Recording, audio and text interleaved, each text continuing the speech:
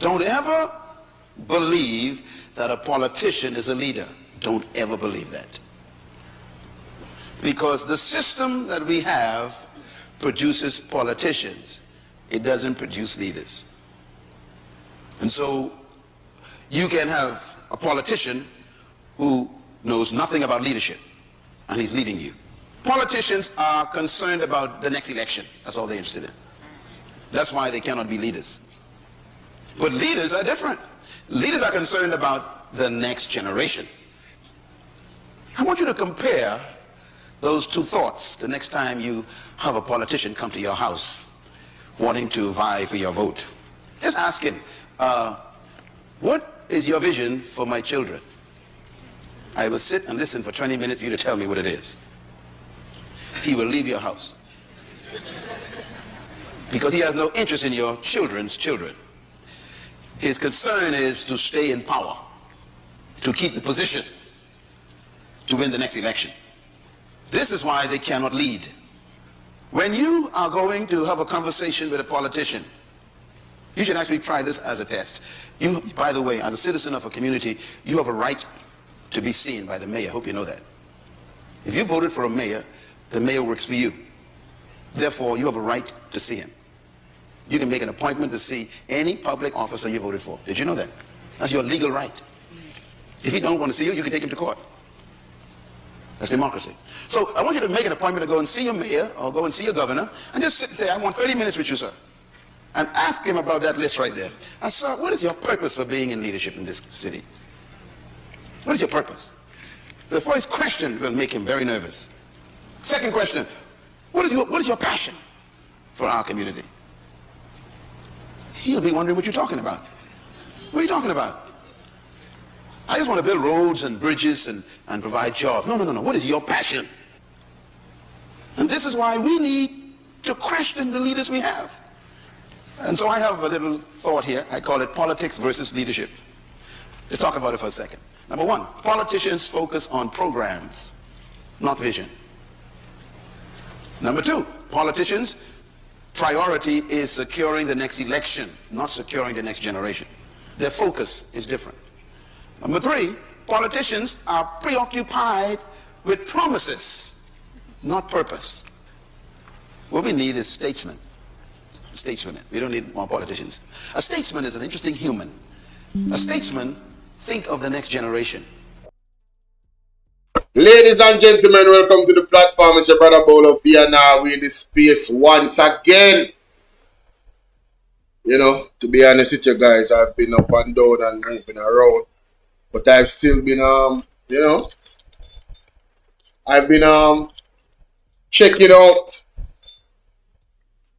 what's happening in the space, man.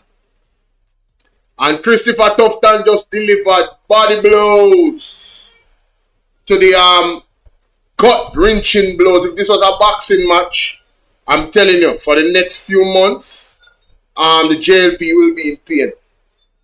Chris Brown, Mr. Christopher Brown, have sent me here, continues to make himself proud, make his family proud, and make his constituents that he serves proud. What do you guys think? Did you guys watch Mr. Christopher Brown speech, ladies and gentlemen? Before we go into his speech, I want to listen to that Mocha advertisement. I found this very interesting. Listen to this. Jamaica moves, the Heart Foundation of Jamaica, the National Health Fund, and Japan. The following is brought to you by MOCA, the major organized crime and anti-corruption agency with kind support of NIA and USAID. Criminal minds think they are cunning. The major organized crime and anti-corruption agency have them running. Your friend a show come scam. Take time running. Are we ready for the apps? Drive up on your block. Step out now the block. Cyber take a boy your laptop. Pull up every lock. No evidence to drop. We put it in a cuffs and now we have the underground. This is scam, you better look out for. When you move corrupt, better look out for. This say you get wet, look out for. Look out for. Look out for.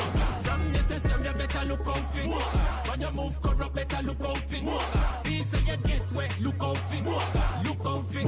Look out for. The proceeding was brought to you by MOCA, the major organized crime and anti-corruption agency with the kind support of NIA and USAID. Yo, me no see some mocha body. What can go so? Jamaica, me never have a clue say some mocha bad. You think say you get where? Look out for mocha. You know, me send one message to mocha one time, you know, I don't know if them are listening. But me I send one next one. Mocha, me love that energy. But you know, me want to know fi focus that energy upon the politician them. You see one them are not certified and can't explain their wealth. I want to put one good, some good 3-4 year upon them and start looking to them affairs. Yes, man. More can I say? I want to look into the uncertified creatures them in our parliament. You don't know them. The one who can't explain their wealth. You will need to look upon the politician them. The one that we are counselor. All of them mocha. Can you see a video on the show a while ago? You know, see some look a normal person, some look a regular citizen. And to them they are barber shop and I tell the man, say, yo, tell you something, man. You see right now, if you have to fight crime anywhere at all, you have to catch a big fish them. You see, if I look at tiki them, I catch crime will never stop. Who bring gun in a Jamaica? Who bring drugs in a Jamaica? You think it's a regular smart of them, isn't it? Huh? And people that got money have connections. You understand? And people were corrupt in high places. You remember good? So you are going now. Make sure, say, you don't focus on the big fish them. Anyway, I'm proud Jamaica, I'm not tell no lie. If I tell you no, say I'm not proud. I'm going to sometimes share the life and like the life, you know.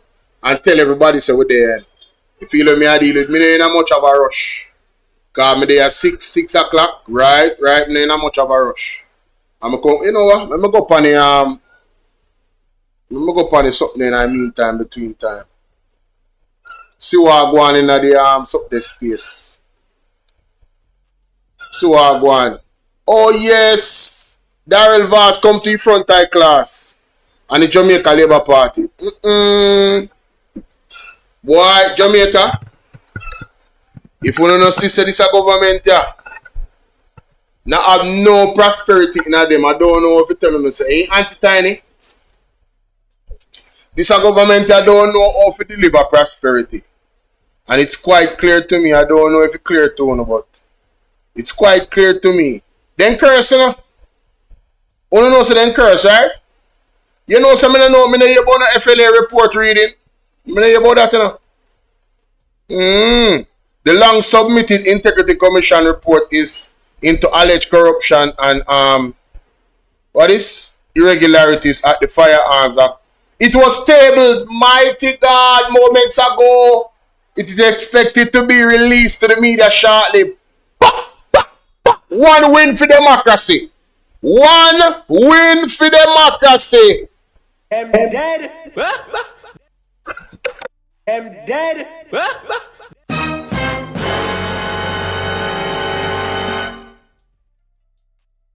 All of them. It don't matter if you Diddy or whoever you is. TG Jakes, any of them. All lies will be exposed. That's all. And anyone who takes that the wrong way, know why they take it the wrong way. The truth is the light. Member good no man, ladies and gentlemen, me just do a little small thing. Ladies and gentlemen, make me do a little small thing. Breaking news. Ladies and gentlemen, democracy has won once again. The FLA report was tabled moments ago in Parliament. The long submitted Integrity Commission report into alleged corruption and irregularities at the Firearm License Authority, FLA, was tabled in Parliament moments ago. It's expected to be released to the media shortly. The report, formally titled Investigation into Alleged Allegations of Corruption, Abuse of Office, and Other Acts of Impropriety at the Firearm License Authority, has been submitted to Parliament proceeding officers on March 30th, but remain untabled amid legal proceedings brought by FLA. Last Friday, the Supreme Court dismissed an application by the FLA seeking disclosure of the unpublished report. Parliament had previously said it would not be released. They would not release the document until the FLA court case against the IC was resolved. The FLA is challenging the Integrity Commission investigative process in court. The issue was brought to light in the Sunday Greener reported May 17th. Integrity Commission report FLA tabled into Parliament. Jamaica, this is a win for democracy. This is a win for democracy. You heard what I said? This is a win for democracy, ladies and gentlemen. I want to say big up to the Integrity Commission. They like the People's National Party. They don't lose cases in court. And I'm going to tell you why. Because they follow the law. Ladies and gentlemen, they follow the law. They know the law. They observe the law. Unlike some people we know on the other side of the aisle that continuously violates the law, violates the highest laws of the land. Alright? So breaking news, my people. The FLA report has been tabled. Thank God, thank God, thank God. Democracy has won. And I want to say this. All of you out there that don't realize the power of the man called Mark Golding when it comes to the legalities of things. You better start put some respect for Mark Golding name. Due process, ladies and gentlemen. Due process. Barking and shouting and blocking the road is not always the way. There's a time and a place for everything. Big up Marky G. One Mark Golding, never two. And I have no apology because you see, a lot of you guys out there, man, you guys, you guys really don't rate Mark Golding, and I tell you, man, you guys don't respect the man. A lot of you guys out there, you say that you're comrades, but I'm going to tell you right now, you're not comrades at all. And I have no apology for that man who want to vex, and who want to bust, them can bust. Yeah, man? Yes. Bolo Vienna said that. I'm calling you out. You guys must know the quality that your leader is. Mr. Mark Jefferson Golding. You understand? You see what he did? He went and he got legal advice. Pressure them put on the JLP, you know? Pressure them put on the JLP. And then we did our job as well. Because mainstream media was the sellout them. They never want to talk. They never want to have the conversation. The sellout them. Yes, the sellouts.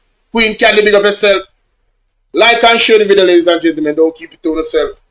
Breaking news. The FLA report has been tabled. Big up Mark Jefferson Golding. One Marky G. Never two. One. Yeah, just one and never two. Say it with me.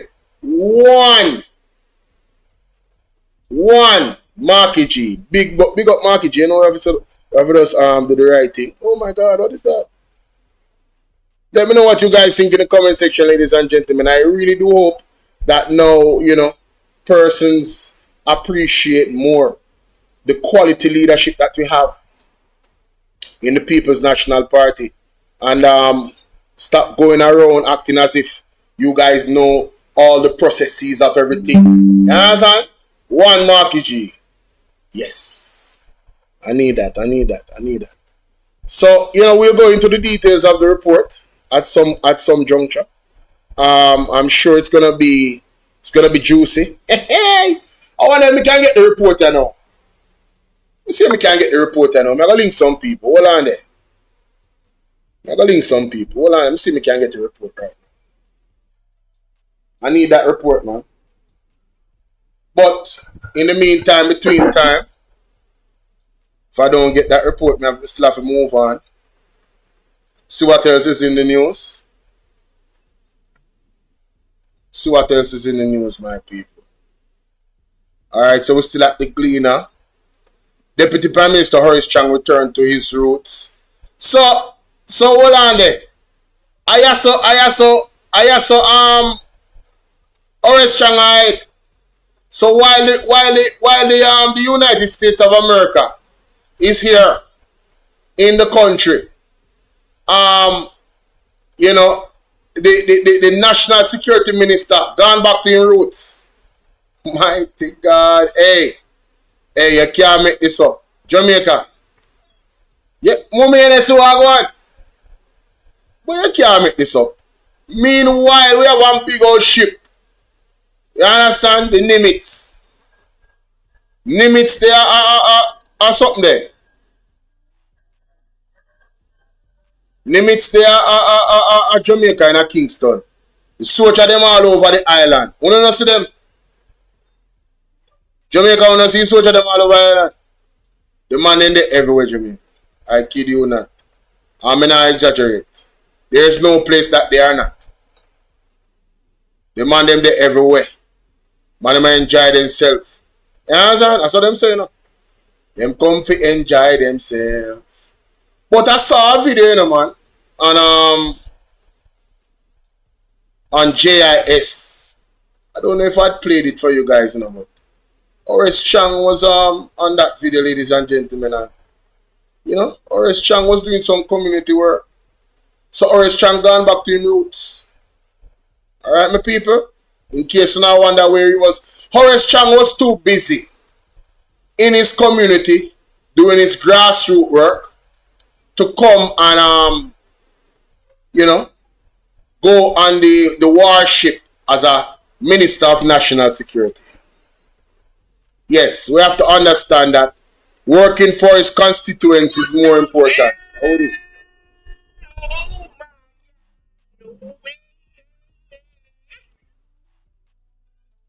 Hold on there. Hello, Sonia. Good evening. I am well. I am on the show. You know that? Yeah, I'm live right now.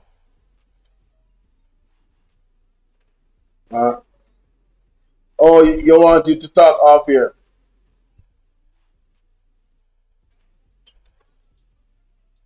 You wanted? Okay. All right. I'm very busy, you know. I'm very busy. I'm very busy, you know. You have to catch me, you know. I'm not telling no lie. I'm very busy. Me up and down. All right. Cool. Me get back to you, yeah? Me make it know. All right. Big up yourself. You too. All right. Big up yourself. All right. I thought that was somebody that wanted to call in on the show, man. But so anyway, my people, tap up the screen for me TikTok. Bolo VNR clips. Tap up the screen for me. So people see Horace Chang there now. Horace Chang in our community are doing things, see? And I go up on the JIS website and find that video there too, you know. Yeah, man, I go up on the JIS website and I'm going to hear Horace Chang and say, Horace Chang not a time to talk to no come meet no US government. Horace Chang not a time for that. I want to know. I want to feel like man busy in our community are doing work. You can't stay there. Out of that. You see me find the video. Where there? No, not for got him. Me find him Jamaica. Me find him. Me find him.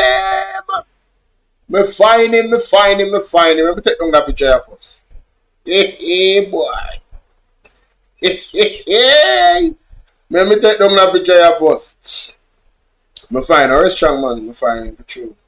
I go on with himself, Jamaica. I want to listen to this. Listen to Horace Chang, yeah? I'm going to skip to the part of Horace Chang and doing thing.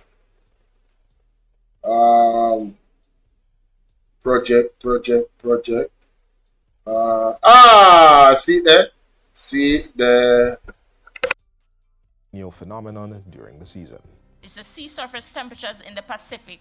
And what happens is that when that warming occurs in the Pacific, it changes the dynamics in the Atlantic and results in us getting subsidence or downward air in the Atlantic, which results in more drought, less rainfall, hotter conditions, and all of that. The Norwood Community Center in St. James has received improvement works and the commissioning of a $4.5 million solar unit, which will provide electrical power to the facility. The project was completed by the Jamaica Social Investment Fund, JASIF. Speaking with JIS News, Minister of National Security and Peace, Dr. Horace Chang, emphasizes that improvement to the space is vital for community development and residents' quality of life. The introduction of the solar unit has created new opportunities at the center. It means they can have their community meetings in the evenings. They can introduce activities that require power without a problem. They can have a homework center because there's light available. They can introduce other activities. Dr. Chang, who is also Member of Parliament for the area, says there is a plan to establish a music band in the community where youth can develop skills from which they can earn. The solarization, of course, makes this much easier.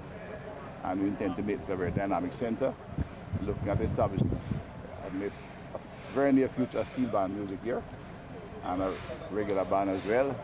The National Council on Drug Abuse, NCDA, is warning. So, ladies and gentlemen, there you have it. You know, Horace Chang was busy in his constituents here. So I don't want nobody come after Horace Chang. In case you now wonder where he is, the man is in hiding in his constituency here, doing the work in his constituency. Okay? Good. So don't leave Horace Chang alone. Let's continue. Well, the sufferation will rise, ladies and gentlemen, here in Jamaica under this Jamaica Labour Party, without a doubt. On one end, you know, the taxi men, they do need a raise. It's been a while now, just like the teachers need a raise, you know, but there's a pro and a con to everything. Let's listen to this. Hello, I'm Jovan Johnson. Public transport fares started rising on Tuesday, with the first 8% of a planned 16% increase in public passenger vehicle fares taking effect. Transport Minister Darrell Vaz says the remaining 8% will be applied in July. His opposition counterpart, Michael Phillips, has slammed the approach as highly unusual and that it exposes a lack of coherent public transport policy. Permanent Secretary in the Ministry of Health, So, I definitely have to read into article now because, yes, see one of them here is Mr. Phillips. Right? You know what Mr. Phillips has said. Let me see what Darrell Vaz said. BOJ launches money management game for children. Michael Abrams trying to make sense out of nonsense. Ha ha! No, me need to read this article. Hold on there. No, I mean, hey, big up yourself here, man. Let me get free read the article. Let me see where this guy. Here he is, man. Here he is, the fierce government. Them have so much titles. The fierce government, eh? Hear what them I say now, Jamaica. Hear what them I say now. Let me see, what I did there? I want to react. Okay. More in the news, ladies and gentlemen. We have a rise in public transportation fares. Listen to this. First phase of 16% public transport fare increase takes effect today. Updated 7 hours ago, 1 minute read. Public transport fares begin rising today, with the first 8% of a planned 16% increase in public passenger vehicle, PPV, fares taking effect under a phased implementation, says Transport Minister Darrell Vaz. The remaining 8% increase will be applied in July. The increase, long sought by PPV operators, has been outstanding since April 2024. Vaz announced Tuesday that Cabinet approved the adjustment following discussions with stakeholders in the transport sector. The government has decided to pursue a phased implementation of the increase based on consideration for the inflationary impact a full implementation of the 16% would have had in June, he said. He noted that the arrangement seeks to balance the financial pressures facing PPV operators with the need to minimize the immediate impact on commuters. PPV operators have been lobbying for a fare increase for months, citing higher fuel prices, increased maintenance costs, and other operational challenges affecting the sector. Alright, so as far as me understand, there's going to be an 8% increase on the taxi fare, right?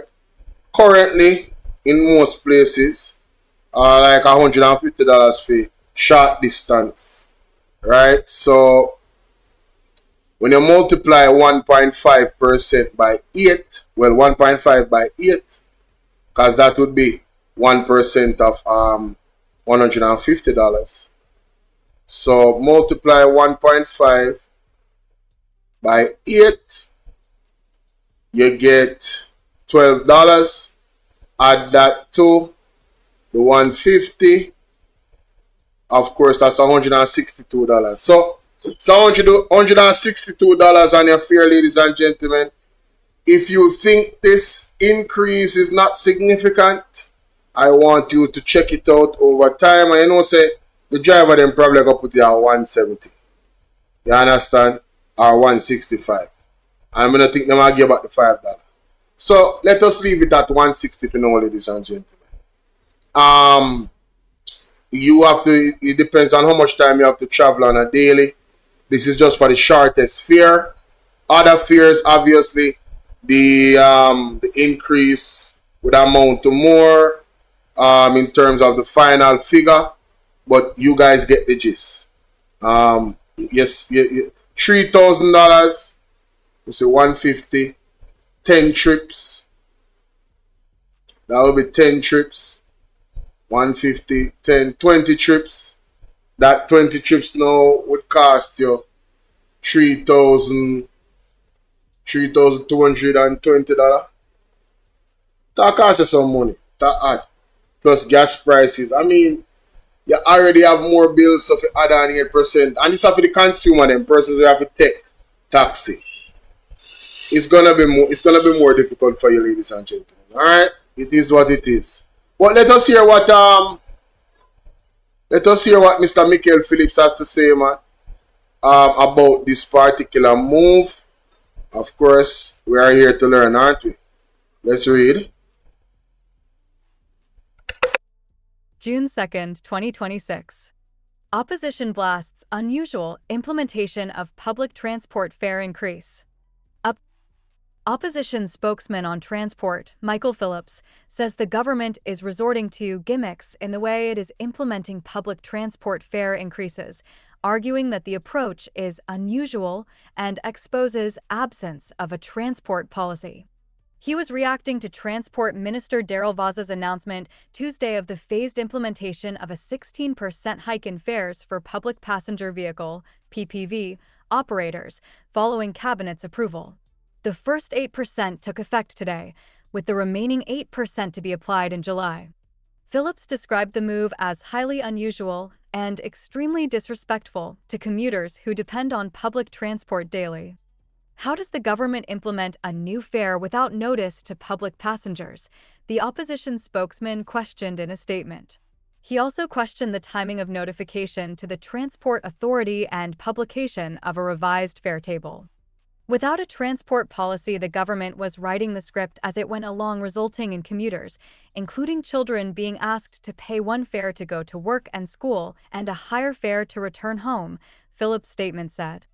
The opposition spokesman referenced proposals he made during his recent sectoral presentation, in which he suggested that responsibility for fare setting be assigned to the Office of Utilities Regulation. He said he intends to seek legal advice on what he described as an unusual implementation strategy by the government. Phillips also raised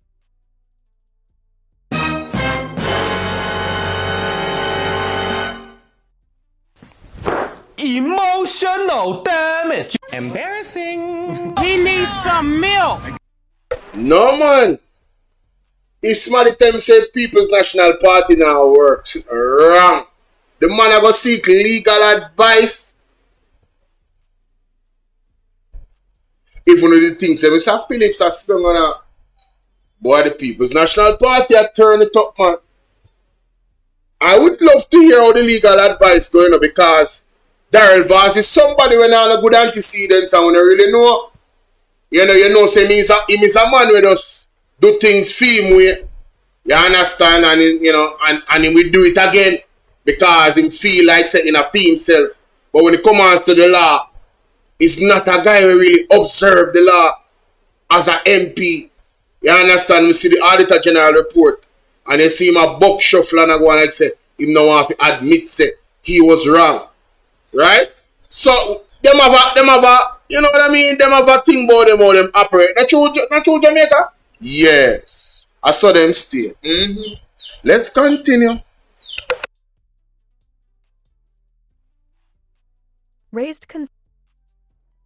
Phillips also raised concerns about the mechanics of the current increase, arguing that without a published fare table, it appeared the government was leaving individual operators to calculate the 16% adjustment across both phases on their own. He said the government must clearly state the new approved fares to be charged to avoid further confusion and exploitation. No, man, that's one good argument. Forever riches. How you doing, Julian? All jokes aside, ladies and gentlemen, because this government is a joke, you know. How you doing, Julian? How you doing? All jokes aside, this government is an absolute joke, right? Because you should put out the actual amount, because I just calculated it. It said, 162. But the driver them, the man might come and say, 165 fee fare, number general, 117. Man, it'll be some 62. So the man they want to look at fare increase. So they should have come out and tell us in detail. This is the amount, and also his argument about the Office of Utilities regulation needs to be the one that actually raises the fare. I think that's a solid argument as well. What you guys think? Let's continue. Exploitation. He further described the two-step increase as pure gimmickry, adding that staggered or crawling fare adjustments only deepen hardship for commuters while failing to provide clarity or stability for operators. Phillips is also questioning whether the government conducted a proper impact assessment on the increase, particularly its effect on travel costs in both the Kingston Metropolitan Transport Region, KMTR, and rural Jamaica. He said such an assessment should have been central to any decision affecting transportation costs, given the direct impact on the cost of living. Phillips maintains that the approach signals poor planning and urges the government to immediately publish a clear fare structure and provide full transparency on the implementation process. Me like it. Me like it, Jamaica. I like it. I like that. I think that's fair. What do you guys think? I think that's fair. Michael Abrams trying to make it make sense. How long is this article? Yeah, Mr. Phillips is definitely onto something. Mighty God. This article is an article within itself, man. Okay. Well, how much minutes gone upon this reaction? 14? Okay. Well, ladies and gentlemen, moving on to the next topic, man. We have an article here that I want to explore. It says Michael Abrams trying to make sense out of nonsense. Let's read, ladies and gentlemen. Trying to make sense out of nonsense. Commentary June 2nd, 2026. Michael Abrahams trying to make sense out of nonsense. Updated 14 hours ago, 4-minute read. Make it make sense. A real-time audit conducted by Auditor General Pamela Monroe Ellis, published on May 12th, revealed that up to April 2nd, over 5 months after Hurricane Melissa, the Office of Disaster Preparedness and Emergency Management, ODPEM, had disbursed only $26.2 million, or 1.8%, of the $1.44 billion in cash donations for hurricane victims. It was also disclosed that the balances included over $154 million in unspent donations collected in response to Hurricane Beryl, which primarily impacted the southern belt of the island on July 3, 2024. The The revelation has sparked widespread concern and indignation among Jamaicans. To many, the meager share of funds allocated to hurricane victims is indefensible. Nevertheless, during Labor Day remarks at the Lewistown Early Childhood Institution in St. Elizabeth last week, Prime Minister Andrew Holness defended the unspent funds and rubbished criticism, asserting that sometimes you have things that are common sense and things that are common nonsense. I find the Prime Minister's comments to be dismissive, lacking in empathy, disingenuous, and insulting to Jamaicans. He asserted that the audit did not say the materials were stolen. Can I tell you how I absolutely agree with this? It lacked empathy, disingenuous, insulting to Jamaicans. It was dismissive, as if the concerns were not valid. You understand? But this is the posture of the Jamaica Labour Party, because they have a dictatorial mentality. All right? Whatever we say, believe it. Do not question it. Do not critique it. They talk about that. How you doing, Nicks? They talk about they like being critiqued. Ladies and gentlemen, the devil is a liar. There's nothing. The kryptonite of the Jamaica Labour Party is to critique them. As soon as you do, and you don't agree, like Ocean White, right? You become public enemy number one in their circle. You understand? As a government, you become bad mind. All of these nonsense that they come out and speak. Well, let's continue. Stolen, but that there was. I find the Prime Minister's comments to be dismissive, lacking in empathy, disingenuous, and insulting to Jamaicans. He asserted that the audit did not say the materials were stolen, but that there was an administrative accounting failure, and maintained that the government wasn't being inefficient, but was being very strategic and very efficient. However, the audit revealed that the issues were way more serious than accounting failures and that the government was far from being efficient or strategic. It unearthed a slew of deficiencies, improprieties, and irregularities, including weaknesses in financial management, governance, program accountability, transparency, and oversight. Inadequate controls over donations processed through a financial services institution, including the absence of a formal agreement for retained funds and incomplete reconciliation, were also highlighted. Regarding the ROOFs program, the audit identified gaps in supplier due diligence, delivery verification, payment support, and completion documentation. Noncompliance with the Disaster Risk Management Act was also mentioned. The report found that ODPEM did not present information on the total amounts collected or the planned expenditure strategy for Hurricane Beryl, while stating that donation funds collected for disaster response are expected to be used promptly and transparently, in accordance with established expenditure plans and donor intent. So much for efficiency and strategy. Discover more. Comic Strip Access. Sports News Service. The Prime Minister argued that the problem was the logistics and the process to identify people to make sure that it's the needy that get it and not the greedy. However, it should not take over 5 months to identify people in genuine need. Such a delay indicates incompetence, ineptitude, or indifference, none of which is acceptable. Investigators need only visit. Listen to me, man. Hey, shout out to Mr. Abrams, right? It doesn't take 5 months, ladies and gentlemen. And Nara is not the answer. Rubbish. Absolute rubbish. As a matter of fact, I found a clip in man. I found a clip, ladies and gentlemen. Oh yes. Listen to this clip and then we go back to the actual thing, right?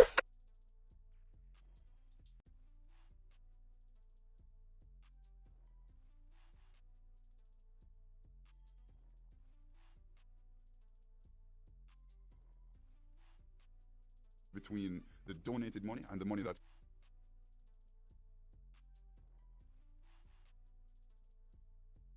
firstly, what is the procurement procedure as it relates to money for hurricane relief, and what's the difference between the donated money and the money that's already been spent by the government? Those donated funds, however, have to be treated in the way that tax revenues are treated, any grants received by government is treated, and any proceed of sales of government assets are treated. So in other words, though they are funds donated by Jamaicans like myself and yourselves, or indeed our brothers and sisters in the diaspora and friends of Jamaica, because remember now, not only Jamaicans contributed to our fund in terms of donations, friends of Jamaica, people who mean us well and just rate with things in. So all those people poured into us and we're delighted at that. But those funds, from a procedural standpoint and a public accounting standpoint, now have to be taken into Jamaica's coffers and be treated within manners that are prescribed, for example, by our Financial Administration and Audit Act and the financial instructions which accompany that. Though they are donated funds, when they come to us, we have to be able to account for it in keeping with the procedures that we have.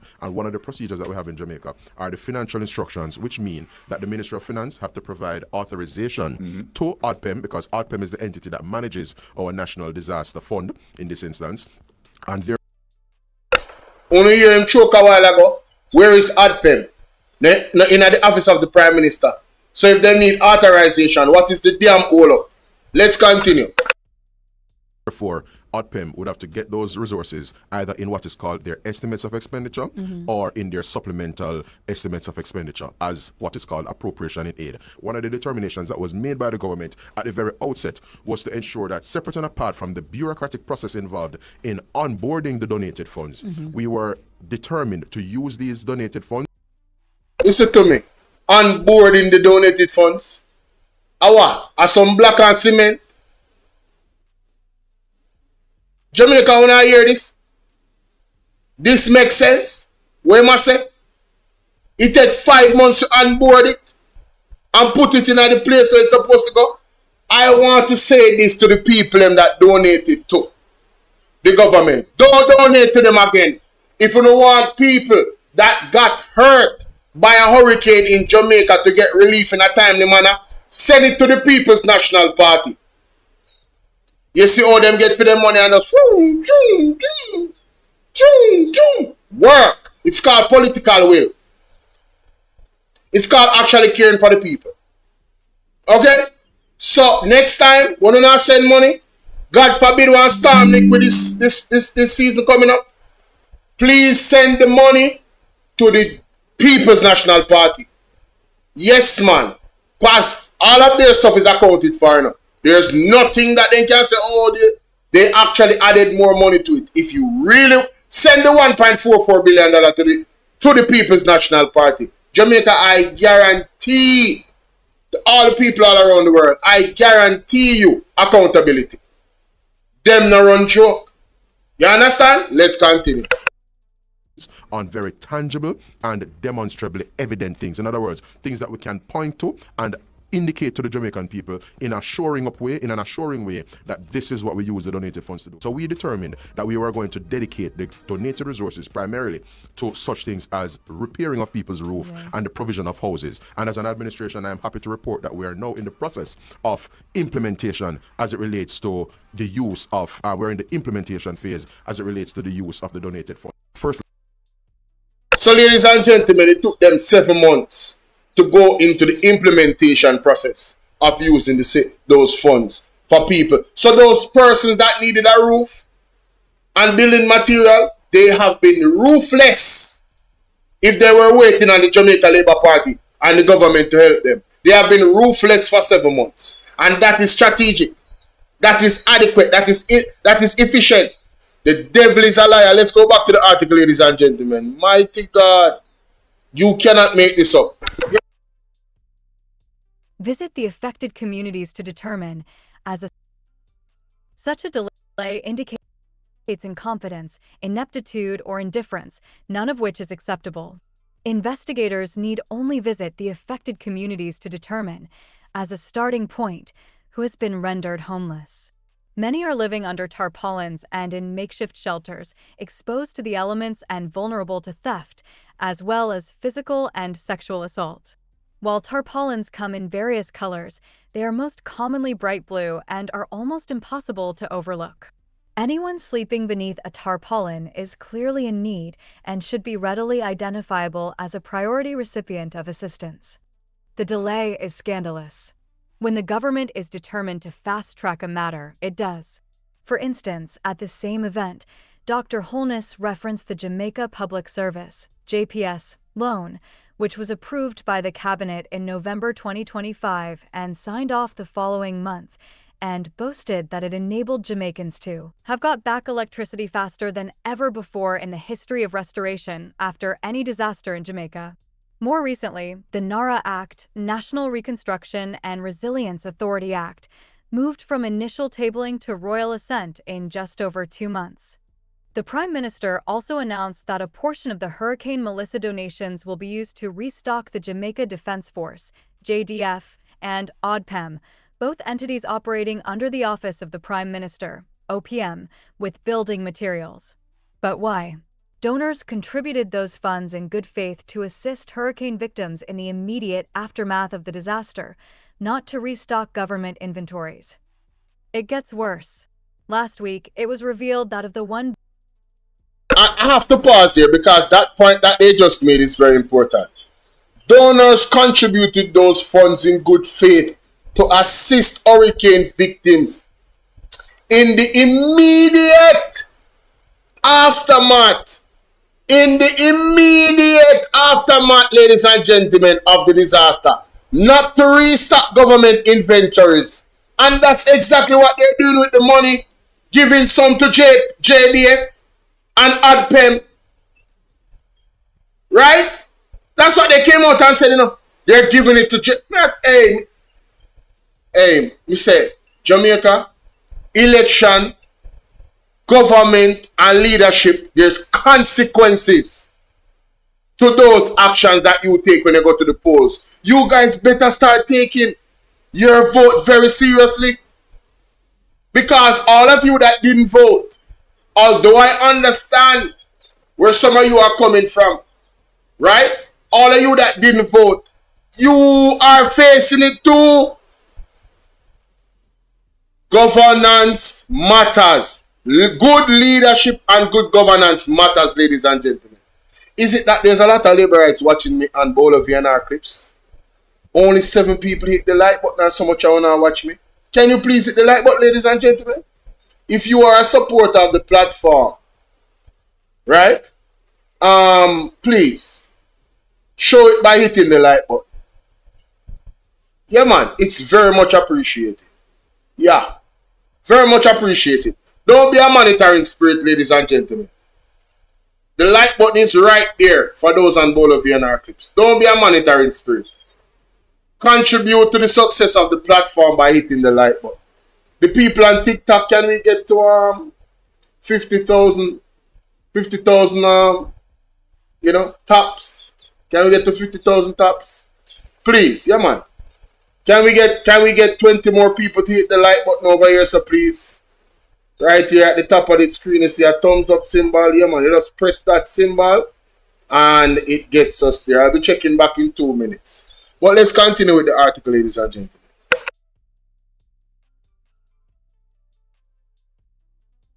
$1 billion allocated to the government's Solidarity Program. It gets worse. Last week, it was revealed that of the $1 billion allocated to the government's Solidarity Program, the majority, 53% or $533,000, was not dispersed, but instead returned for debt reduction to the Consolidated Fund because the financial year expired before it could be spent. The program was launched in June 2025 to provide a one-time grant of $20,000 to 50,000 needy individuals, including the elderly, disabled, and other vulnerable persons. After Hurricane Melissa, the number of needy and vulnerable Jamaicans would have increased significantly. Why then was less than half of the money used? In the wake of Hurricane Melissa, calls for broader oversight of hurricane relief committees and real-time disclosure of donation receipts were ignored. When more oversight is requested for the NARA bill, the Prime Minister dismisses those asking for it. Now, an Auditor General's report reveals multiple irregularities in the management of relief funds. These developments raise serious concerns about transparency, stewardship, and accountability. They also reinforce skepticism towards the government and risk discouraging future charitable giving to victims of natural disasters in Jamaica. At least 45 deaths were attributed to Hurricane Melissa. Ladies and gentlemen, if I was somebody that donated, I would not send money to the government again. Why? I sent it for persons that immediately need the relief. So immediately give them, that money should be spent. There should be no, oh, we're going to spend the money here and then put back the money there so we can restock there. No. No. Those types of practices are not, the need far outweighs what was spent in the first place. So there should be no need or decision made to actually do what they had done, ladies and gentlemen, while people are living under tarpaulin or under the sky. Children, women, elderly men. Yo, them man ain't ready, bitch. Them man ain't ready. Melissa. In addition, at least 45 deaths were attributed to Hurricane Melissa. In addition, 1.5 to 1.6 million people, more than half the national population, were affected, and approximately 279,000 Jamaicans, representing over 90,000 households, were displaced from their homes. More than 100,000 housing structures were reportedly damaged, with approximately 24,000 homes completely destroyed. Today, there are many who remain homeless and are suffering, destitute, and in need. However, despite the plight of these people, between the unspent donations from Hurricanes Beryl and Melissa and the unused Solidarity Program funds, close to $2 billion intended for vulnerable Jamaicans remains under government control as another hurricane season begins. You cannot make it make sense because it is nonsense. Michael Abrahams is a perfect conclusion, ladies and gentlemen, to that particular article. You cannot make it make sense because it's nonsense. And that's exactly right. Absolute nonsense. I want to big up Donna Whittaker in the building. I see you. Big up Devon. Big up Joanne. Alright. Big up everybody on the live. Yeah, man. Bless up on yourself and bless up the live by hitting the like button and sharing with 5 or 10 people, letting them know that we are here. Let me know what you guys think about that and more, ladies and gentlemen. Alright. Alright. So, let me go to Mr. Christopher Brown. I don't think there's anything else in the getting all the facts of the UHWI committee straight. What is this? Editor, Madam Attorney and columnist Gordon Robinson focused in recent article on the health sector. Hey, so much things are happening in Jamaica all at once in a month. We have the United States knocking on Cuba's door, right? We have the health sector in crisis. There's so much crisis all at once. 25-year-old Manchester man goes missing. Hey, me say, hey, big up the Integrity Commission here, man. Court stripped ex-boyfriend of property rights over infidelity, dishonesty. It strips ex-boyfriend of property rights. A man who led a woman to believe that they were in a committed relationship lost out on half a share in his St. Elizabeth home and motor vehicle after he cheated and fathered a baby during their nearly 3-year relationship. Leandy Clark was last month ordered by the Supreme Court to transfer his 50% share in both the property and the motor vehicle within 3 weeks after the court declared his former partner, Dina Keniston, the sole legal and beneficial owner of both assets. Oh, she's the sole owner, legal owner of both assets. So she owned, so her things them, but the man still get 50%. Mighty God. That's interesting. That one they threw me for a loop, Jamaica. That one they didn't agree now. That one they didn't agree now. USA is drastically slashed the number of embassies in Africa that can process visa. Oh. Woman fatally stabbed allegedly by husband in Hanover identified. St. Lucia announces increase in energy prices. Alright, there was a bad accident there. And so we are up to date. This article. Oh yes, I just covered that a while ago. There's one retired teacher awarded 200,000 over 2011 Mandeville bus accident. Okay. Alright. Older sibling Gianna beats Stesani, Hubert Lawrence Memorial Crown. Okay, sisters are battle each other. That's cute. Let me see if there's any. Well, there should be. There should be a ton of stuff that I can go to. What is happening here? What is this? So this young man John, what the hell is going on here, sir? No man, this don't look good. This don't look good at all. What the hell? I don't even want to show this. Let us watch this video again. The hotel management alleged that their staff responded immediately and emergency medical assistance was brought without delay. But look how they take out the youth out of the something. But the man just laid on the youth on the ground dead. There was no real emergency.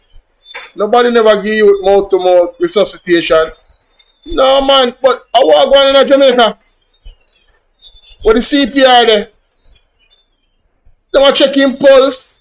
What me can't bother? You man only for the youth out there. Yo, no. Me can't understand this. Jamaica, I want to look on this. Me I make you see it. I don't think I will have any issues. Everybody live right now. I saw it go. Yeah man, everybody live. All I big hitter then live. I have to go live when me can't go live. But look at this, ladies and gentlemen. Look at this. Look how them take out the youth out there. The youth body clearly look lifeless. Him head a waggle. Look how them have him. Look how them take. Them not even turn over him body right. Them actually hurt the youth in oh my god. Look how them twist. Look how them arm twist behind him. What kind of crap is this? What the? Pat W, what's going on? Mighty God. And then walk away left him. And then some people come afterwards. How is this? What the hell is going on in Jamaica? Hey, let me tell you something, man. Let me tell you something. You see?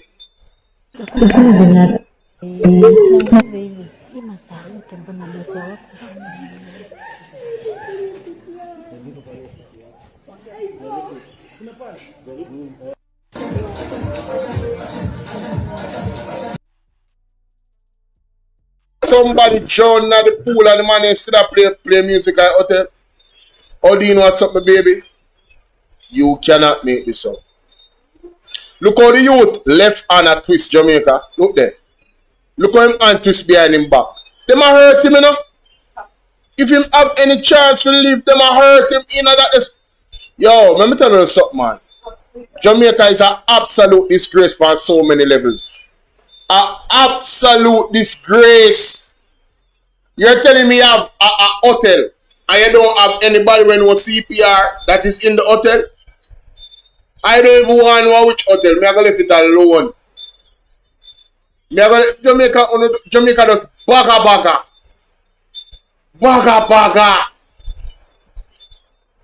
Me can't make a seat, Diana. If you want a seat, come over to Bolo VNR 2.0 on YouTube. Alright? The link is in my bio. You don't have to stay on. And that goes for everybody else. All 80 of you that's on TikTok, come right over Bolo VNR 2.0 right now. Alright? And you can see the video. I'll play it for you again. Alright? The link is in my bio. Once you click my face right here, the YouTube link for my page is there. You can subscribe and you'll see me live. And you can come on. The young man drowned. Them take out the young man. You can see somebody lifeless. Them take him out, right? And then you wear them deal with him body. The youth arm them behind him back like this. And it a twist. The amount of attention was supposed to be. I say, yo, them supposed to rip something. Marlene, thank you for the follow. Them supposed to rip something in this right here, so on his shoulder. Something must rip out the way of the youth arm twist. Because him arm they behind him back and the whole like pressure they pan it like so. And the next arm and then have him like this and him lie down like this. Come on, man. Chantel, how you doing? Right now, me have this behind my back. The FLA report has been tabled, Jetline. We talked about that earlier. But let me go to Mr. Christopher Brown, ladies and gentlemen. Mighty God, the man was like, I'm big up Dr. Nathan Campbell to me. I'm going to play some of that too, you know. Probably I've got to do part 2 look more. But, yo, more the first part of his speech. Yeah, I need to go to the first part of his speech. That's all I need to do. Yes. Jamaica, just listen to that setup here. God, this is a setup. Listen to this. Permission granted. Mr. Speaker will be taking over as well. Yes. Madam Speaker, I rise today to make my contribution. I rise knowing that the confidence that has been reposed in me by the people of Southeastern St. Mary is strong. It is firmly rooted and grounded in a shared vision of wanting better for our communities, better for our people, and better for our country. I therefore remain grateful to the people for this opportunity to serve. I want to acknowledge from the outset the members of my constituency executive, Mr. Speaker, and advisory team, long-standing Councillor Levan Freeman, who are seated in the gallery. I thank you for your loyalty, your support, your service, and your hard work as we continue to work towards building better for Southeastern St. Mary. Madam Speaker, I want to also acknowledge the students and teachers of St. Mary Technical High, Marymount High, and Anota Bay High, the 3 main high schools in Southeast St. Mary. I thank them for being here today. Let me also express sincere thanks to the leader for the confidence he has reposed in me in appointing me to serve as a member of his shadow cabinet. I want to also, Mr. Speaker, take the opportunity to thank members on both sides of this honorable house for their support, their guidance, and their quiet words of encouragement to me as a first-term member of Parliament. And, Madam Speaker, I want to thank my family. My wife, Sandra, my son, William, who is in the gallery, my mother, who has been ailing for some time. Mommy, I know you are watching, and all will be well. Mr. Speaker, last week I listened to Minister Marks. Just now we heard from Minister Wheatley. I extend to both the respect they deserve, and I want to say clearly on the record that real things are happening. The Data Protection Act. Jamaica, it was at this moment that he lowered them in. Look at the smile on RJ Mark's face. If you guys was listening to this and looking in the comment section at the same time when it was live, the labor rights are having a field day. You think me not know? Me soon, but me not answer in the comment section at PBC. And you can't come over my comment section with no foolish. Me a black on them. Hear them now? The man just give the labor them a compliment and the man them can't even knock the decks. I say, Kuya. Mr. Kuya, you know what them things them do? You want to see somebody comment and say, yes, Mr. Christopher, come over this side. Like say they want Christopher Brown to come over to liberate them, you know. Me say I did with love. Me say could them too. Una leech off a PMP talent. Una want Damian Crawford. No, no want Christopher Brown. No, no want Omar Noel too. Who else you want? Una not confident in our own talent. Let me tell you something, ladies and gentlemen. It was at this moment they thought yes, man, this is gonna be a soft speech. He's giving us a compliment. I want to listen to that and I go fast forward to when the fire start blaze. You understand? I go fast forward to when the fire start blaze, man. Don't listen to this. Them things that them did get to it. Hey! Listen to Minister Marks. Just now we heard from Minister Wheatley. I expect Sandra, my son William, who is in the gallery. My mother, who has been ailing for some time. Mommy, I know you are watching, and all will be well. Mr. Speaker, last week I listened to Minister Marks. Just now we heard from Minister Wheatley. I extend to both the respect they deserve, and I want to say clearly on the record that real things are happening. The Data Protection Act, the ICT Authority, the JDXP, the AI Task Force, JCERT's decade of work, credit must be given where credit is credit. We have got to the point where literally anybody can build a fully working app without knowing how to code. This is Base 44. This is a first look at... Mr. Speaker, as a first-term member of Parliament, and Madam Speaker, I want to thank my family. My wife Sandra, my son William, who is in the gallery. My mother, who has been ailing for some time. Mommy, I know you are watching, and all will be well. Mr. Speaker, last week I listened to Minister Marks. Just now we heard from Minister Wheatley. I extend to both the respect they deserve, and I want to say clearly on the record that real things are happening. The Data Protection Act, the ICT Authority, the JDXP, the AI Task Force, JCERT's decade of work, credit must be given where credit is due. I wish to also put on record the government in its own mission statements, both at the level of government generally and within the respective ministries, have recognized that the world has entered a digital revolution. This digital revolution, if properly embraced and adopted with urgency, can deliver the efficiencies and growth that have eluded us for many decades. Mr. Speaker, we are already seeing the benefits of this transformation in many other countries and regions. The efficiencies it brings, the productivity gains it enables, and the opportunities it creates for new entrants into the business space, particularly small and emerging entrepreneurs. We also recognize that one of the key economic indicators of a country moving toward higher growth and higher income status is its capacity to innovate. Innovation is central to competitiveness in the modern global economy.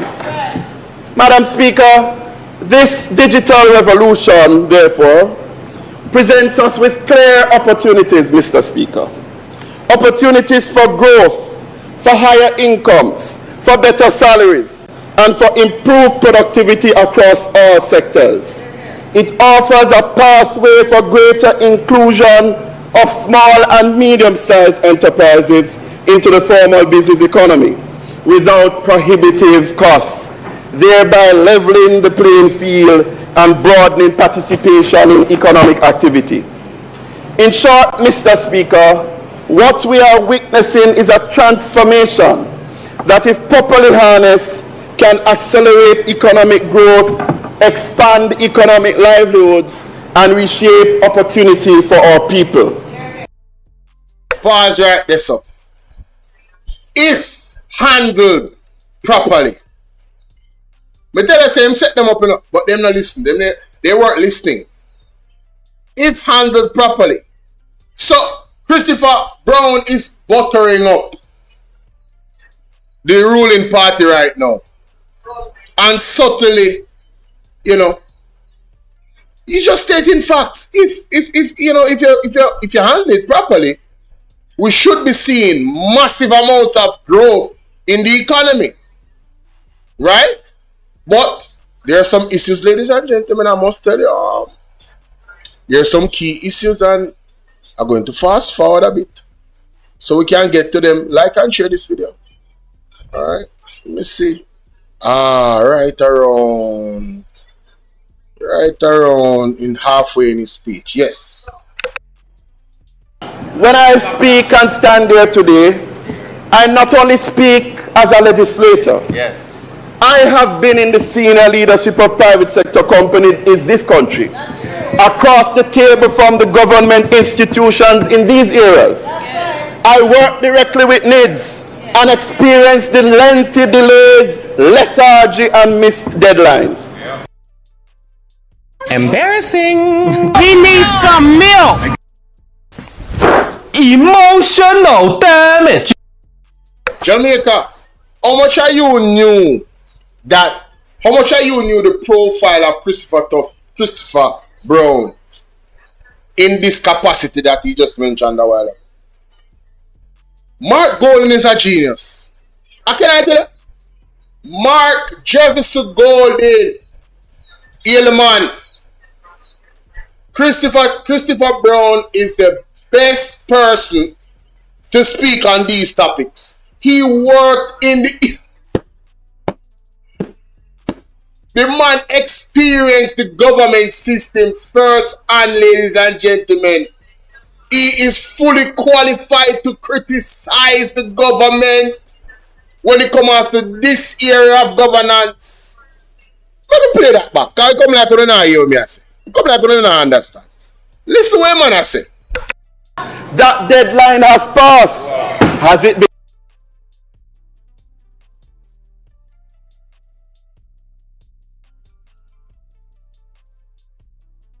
Yes. There is no institutional or legislative framework that gives the government of Jamaica legal authority to compel the public sector, to compel customs, to compel a hospital, a port, or a utility to meet minimum security standards. We hear the minister announcing that is to start now. We need that long time and we need it now. Yes. Only a cyber security act can do that. Yes. Madam Speaker, that gap was identified in 2015.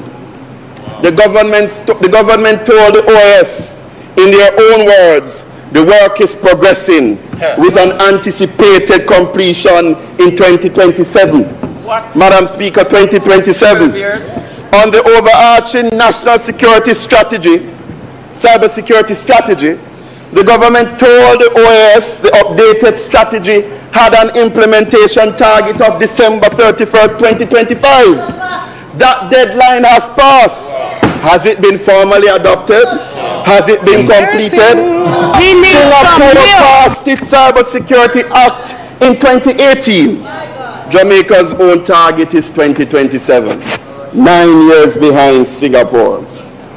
Madam Speaker, when I speak and stand here today, I not only speak as a legislator. Yes. I have been in the senior leadership of private sector companies in this country. Across the table from the government institutions in these areas. I work directly with needs and experience the lengthy delays, lethargy, and missed deadlines. I worked with Govt, Jamaica, and saw the downgrade, scaling down, underfunded activities which demoralized the professionals therein. I navigated jam decks with the Bank of Jamaica. So I've experienced the versions which are behind the conference and the glossy speeches.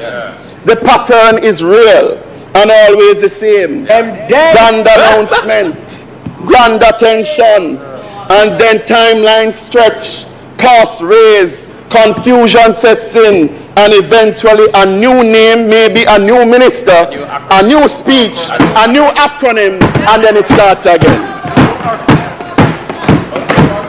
Jamdex from the private sector. Emotional damage. Embarrassing. He needs some milk. For all of them, it don't matter if you Diddy or whoever you is. TG Jakes, any of them, all lies will be exposed. That's all. And anyone who takes that the wrong way, know why they take it the wrong way. The truth is the light. Jamaica, me go play that phone again here. Because I don't think you know here, you know. You remember how them a smile a while ago? In our first part of our speech, oh, Mr. Christopher Brown have them a smile and them feel like say, yeah man, you know, newcomer.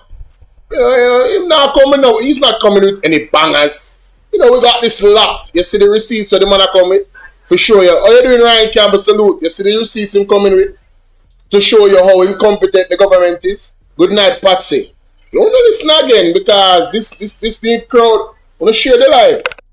Needs a specific funded named program. Here is where you go. Here is what you learn. Here is who pays. Here is what you go. Burial on the outskirts of Anata Bay in my constituency. She's in her late 20s. Yes. She has 2 children. And she lives with her mother while she stays in Kingston Sundays to Fridays each week. Yes. She has 3 other siblings. None works. 2 are still in school. Her mom also doesn't work. She is the breadwinner. She handles hundreds of calls a day, works hard, sends what she can home to help with the household, trying with everything she has to build something for herself and her family. She works in one of Jamaica's call centers. She represents thousands of Jamaicans, especially in the Montego Bay, St. Andrew and Kingston area, whose livelihood depends on this sector. Yes. And right now, not in the future, but right now, Mr. Speaker, companies running these call centers globally are testing AI systems that do exactly what she does. Faster, cheaper. This government formed an AI task force in August 2023. Recommendations were published in 2025. UNESCO assessment completed in April of this year. And they are now, as of this sitting, beginning to draft a national AI policy. 3 years and Jamaica still has not enacted a plan. Shame. She needs a specific funded named program. Here is where you go. Here is what you learn.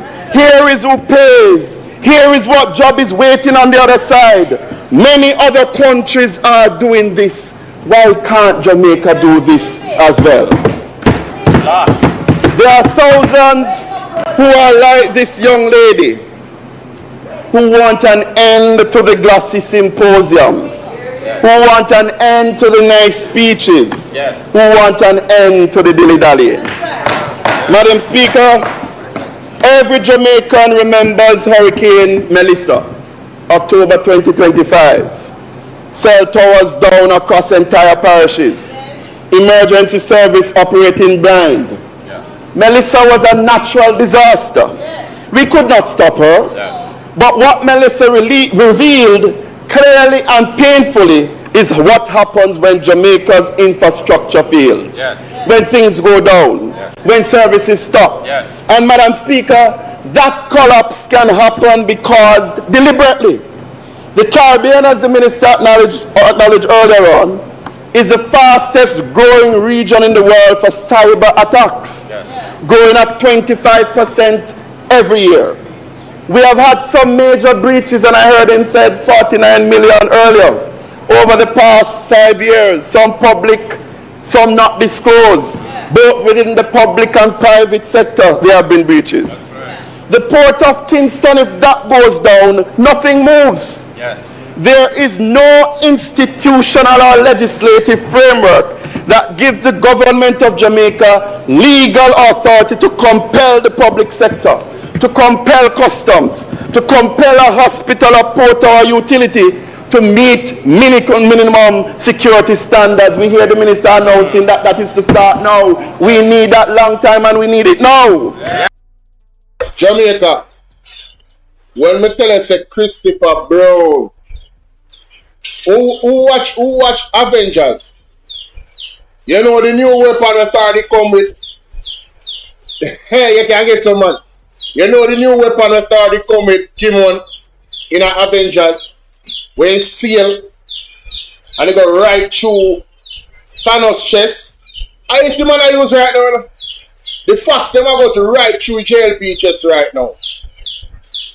Jamaica is prone to cyber attacks, ladies and gentlemen. Jamaica is prone to cyber attacks. We're vulnerable. And them man are going to talk about so they want to come with needs. Needs where? Fully digital where? And we're so prone to attacks. I don't support fully digital at no juncture in time. Let me be clear. But if you're going to have a digital system that people can traverse and use if they choose to, because it's supposed to be, you know, not mandatory. Yes? If they choose to, well, make sure say we have some good protection now. Make sure say people now go on the thing, and next thing you hear, so they're going to lose all this. Next thing you hear, so they're going to lose everything. Madness. What you know what I'm saying? Madness. Big up Mr. Christopher Brown. Let's continue. Yes. Only a cyber security act can do that. Yes. Madam Speaker, that gap was identified in 2015. The government told the OAS, in their own words, the work is progressing with an anticipated completion in 2027. What? Madam Speaker, 2027. On the overarching national security strategy, cyber security strategy, the government told the OAS the updated strategy had an implementation target of December 31st, 2025. That deadline has passed. Has it been formally adopted? Has it been completed? Singapore passed its Cyber Security Act in 2018. Jamaica's own target is 2027. 9 years behind Singapore. Madam Speaker, when I speak and stand here today, I not only speak as a legislator. Yes. I have been in the senior leadership of private sector companies in this country, across the table from the government institutions in these areas. I work directly with needs and experience the lengthy delays, lethargy, and missed deadlines. I worked with Govt, Jamaica, and saw the downgrade, scaling down, underfunded activities which demoralized the professionals therein. I navigated jam decks with the Bank of Jamaica.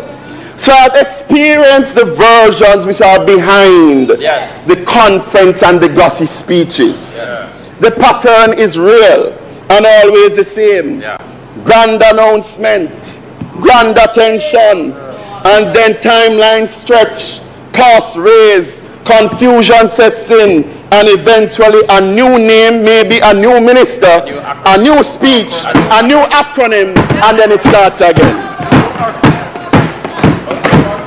Jam decks from the private sector side, confusion, a complete legal tender framework but no operational plumbing, no merchant adoption plan. Right now, no published roadmap. Govt became the ICT authority, a 6-year-old act, finally operationalized in April of 2025. Budget reduced, Minister, in the recent budget exercise. The JDXP now presented as a flagship achievement.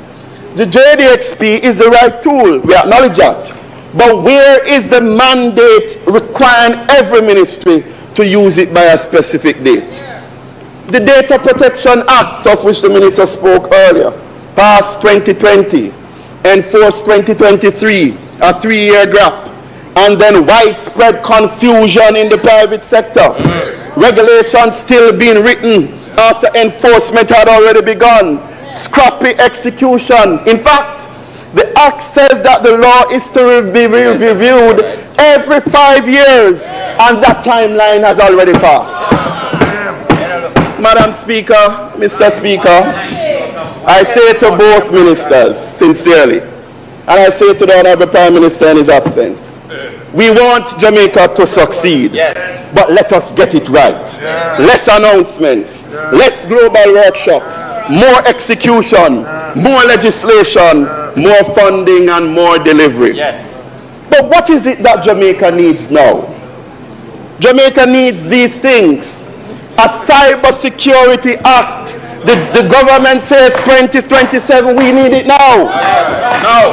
Jamaica needs an updated national cybersecurity strategy. The government told the OAS December 31st, 2025. That deadline has passed. We need it now. Jamaica needs an enacted AI policy with a binding deadline and within it a specific funded reskilling program for workers displaced by automation. A pathway the young woman in my constituency can actually access it. We need it now. Jamaica needs one national digital skill plan, not 10 separate programs in 10 separate corners of the administration. One plan, one binding target. Jamaica needs it now. Jamaica needs a university commercialization framework so that research at UWI and UTech generates patents, licenses and companies that create jobs in Jamaica rather than careers abroad. We need it now. Jamaica needs a new R&D investment target. We heard the minister say 1.5. We don't even know if the 1% he indicated a few years back has been met. We need a new target. Fund it, report it, let WIPO find Jamaica's number and its platform. We need that now. Mr. Speaker, I want to now quickly reflect as a citizen who has the honor to sit in this parliament as an elected representative. Because what I want to speak about now is bigger than any one administration, bigger than any one side of this chamber. It is about government as an institution. Madam Speaker, Mr. Speaker, there is no doubt that we are facing a challenge in the truest sense of being a participatory democracy. We are already seeing it. Voter turnout failing. Figures of 37% in the 2020 COVID election. But then 39% last year with no COVID. Engagement is declining. A growing number of Jamaicans, especially young Jamaicans, who have concluded that it does not matter who is in power because the system does not work for them regardless. Madam Speaker, Mr. Speaker, this is a verdict delivered not at the ballot, but by staying away from it. And it is a verdict that every single person in this chamber on both sides should find deeply troubling. Because when people disengage from government, the feedback loop that holds government accountable breaks. And when that breaks down, the incentive to deliver rather than merely announce weakens further. It is a cycle. It is dangerous.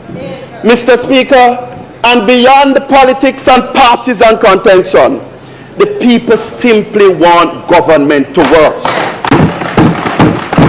I get calls every day from the people of my constituency about garbage not collected, about street light bulbs not working. MP, the area is in darkness. About water pipes that are burst. About roads. And sadly, they don't really care whether it's MP road or Parish Council road. They want the road fixed. They want to go to hospital. They want the drains to be cleaned. They want to go to hospital and to be treated with respect and dignity. And they want to send their children to school to receive quality education and come back home safe to them. These are not extravagant demands. These are basic expectations of the social contract between the government and citizens. And when that contract is broken, Mr. Speaker, repeatedly and consistently, people do not just complain, they leave. They disengage. They conclude that government is for someone else. Technology alone cannot restore that. A digital twin cannot. A Govt cannot. An AI readiness assessment cannot. Only delivery can.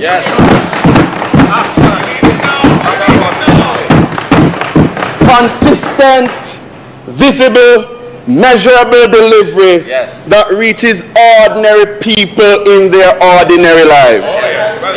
Mr. Speaker, movements across the globe indicates that the final element in the system of globalization, that is the free movement of people, is facing rejection, particularly in the West. And more developed economies with a growing anti-immigration wave is emerging. We see it in the UK. We see it in the North.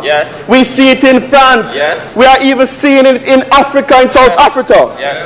Jamaica has to get it right. Though we are a migratory people, the world is closing in that area, but expanding in the sphere of digital economy and AI innovation. Jamaica has to get it right.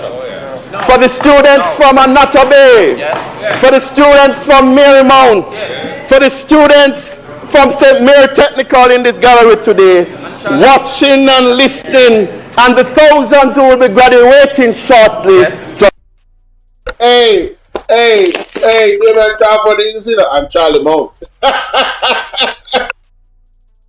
For the students from St. Mary Technical in this gallery today, watching and listening, and the thousands who will be graduating shortly, Jamaica needs to get it right. For the thousands of BPO workers, Jamaica has to get it right. For the thousands of young professionals and tertiary graduates, Jamaica has to get it right. For the mass of the working class who are increasingly finding it difficult to make ends meet even in the context of reported low inflation and low unemployment, Jamaica has to get it right. For the many Jamaicans across all walks of life who are finding that Jamaica is increasingly becoming unaffordable, Jamaica has to get it right. For the small and micro-sized business and individuals who want to set up their businesses or make their businesses grow and become efficient and productive, Jamaica has to get it right. Enough of the reviews. We heard more reviews announced today. Enough of what is to come. Enough of the announcements. Enough of the death by acronyms. We do not have the time. Jamaica has to get it now. For the mass of the working class who are, for the thousands of young professionals, for the students from Marymount, for the students from St. Mary Technical in this gallery today, watching and listening, and the thousands who will be graduating shortly, Jamaica needs to get it right. For the thousands of BPO workers, Jamaica has to get it right. For the thousands of young professionals and tertiary graduates, Jamaica has to get it right. For the mass of the working class who are increasingly finding it difficult to make ends meet even in the context of reported low inflation and low unemployment, Jamaica has to get it right. For the many Jamaicans across all walks of life who are finding that Jamaica is increasingly becoming unaffordable, Jamaica has to get it right. For the small and micro-sized business and individuals who want to set up their businesses or make their businesses grow and become efficient and productive, Jamaica has to get it right. Enough of the reviews. We heard more reviews announced today. Enough of what is to come. Enough of the announcements. Enough of the death by acronyms. We do not have the time. Jamaica has to get it now. Jamaica has to get it right. And we must lead that process from inside here. I thank you, Mr. Speaker.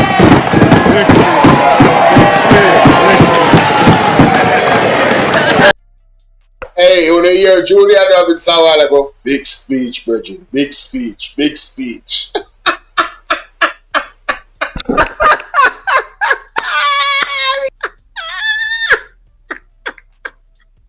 That is funny, honey.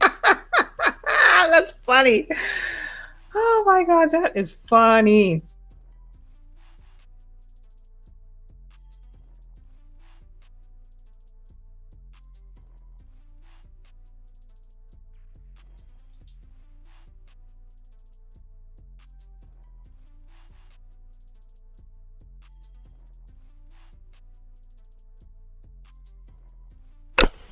Jamaica has to get it right. Jamaica needs it now, ladies and gentlemen. That is the new tagline. Jamaica has to get it right, and Jamaica needs it now. Listen. It is on point, ladies and gentlemen. We are tired. The man spoke the honest truth that God loves. Where's a Jermaine? Big up yourself from Shenheng China family. Continue to expose the light. Hey, big up yourself, you know. I second or third time see a type in a chat. Big up yourself. Yeah, man, you know, me have some family in that area they do. Big up yourself. Where you say, Mahogany, replay it now. Mighty God, it deserve an explain for true, man. It deserve an explain for true, man. That's true, man. The man spoke what when it comes to what real Jamaican people want. Because, you know, the Jamaican Labour Party is so tone deaf. And they don't listen to the people. But I'm telling you, everything the man uttered in this speech, the way how he broke it down, brother, Jamaica just have to get it right. It's not right now. And, you know, I'm so disappointed in Fox News. You know, the agenda is real. Let me say this. I am so disappointed in Fox News. An international company came down here. And some of their reviews about how things are going with people is like the agenda is to just paint this positive picture. Bro, brother, yo, they need to go really go in at the place them and go look and report the right thing them, brother, because brother, joke thing, bro. Well, listen to this. Consistent, visible, measurable delivery that reaches ordinary people. Not only delivery can. They conclude that government is for someone else. Of the social contract from their children to school to receive quality education and come back home safe to them. These MP, the area is in darkness. About water pipes that are burst, about roads, and sadly, they don't really care whether it's MP road or parish council road. They want the road fixed. They want to go to hospital. They want the drains to be cleaned. They want to go to hospital and to be treated with respect and dignity. And they want to send their children to school to receive quality education and come back home safe to them. These are not extravagant demands. These are basic expectations of the social contract between the government and citizens. And when that contract is broken, Mr. Speaker, repeatedly and consistently, people do not just complain. they leave. They disengage. They conclude that government is for someone else. Technology alone cannot restore that. A digital twin cannot. A Govt cannot. An AI readiness assessment cannot. Only delivery can.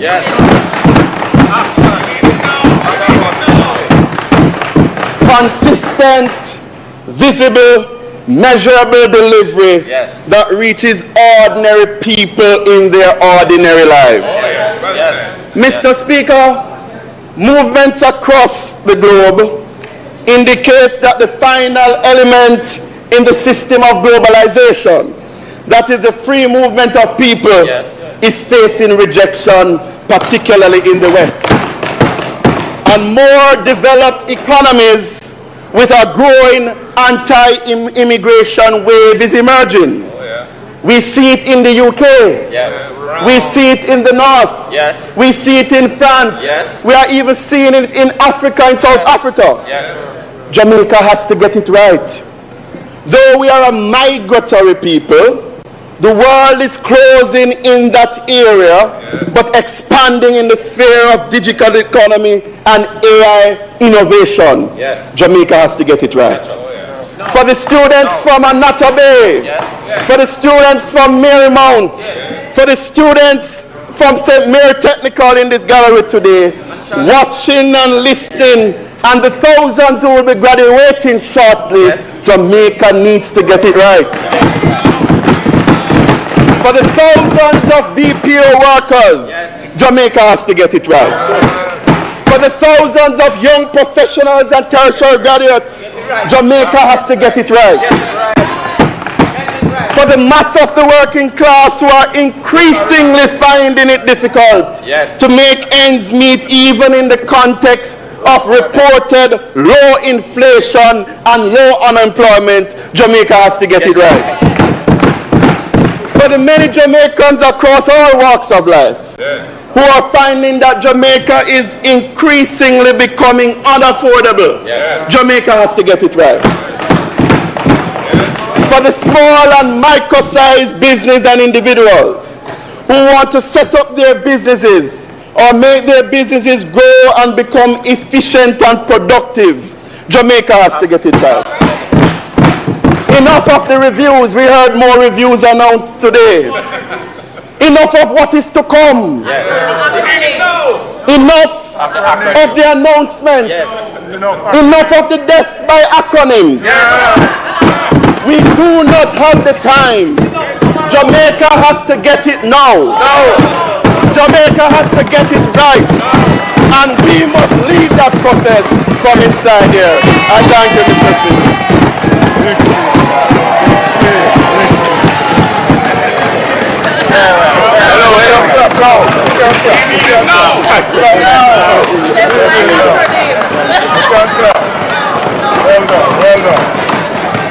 You can clap. Members of the gallery. You can clap.